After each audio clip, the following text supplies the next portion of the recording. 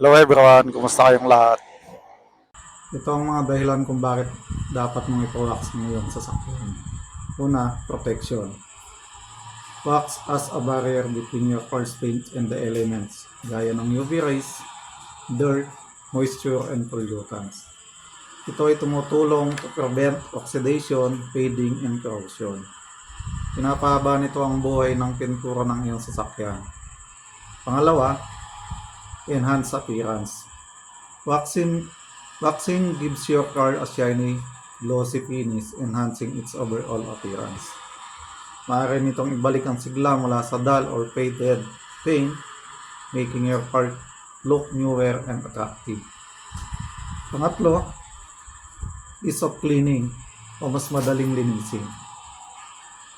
The smooth surface created by waxing ay nagpapadali sa paglilinis ng dumi, alikabok at iba pang dumi mula sa labas ng iyong sasakyan. Ito ay makakatipid ka sa iyong oras at pagod sa karaniwang paglilinis at paghuhugas ng sasakyan. Number 4, resale value. Ang regular na pag-wax ay nakakatulong sa pagpapanatili ng halaga ng iyong sasakyan sa pagbebenta sa pamamagitan ng pagpreserba sa pintura at overall condition nito. A well-maintained exterior can make a positive impression on potential buyers and increase the value of your vehicle. Number 5, smoother surface. Ang pag-wax ay nagpifill in sa mga maliliit na imperfection sa pintura, gaya ng mga maliliit na gasgas, sore marks, and creating a smoother surface.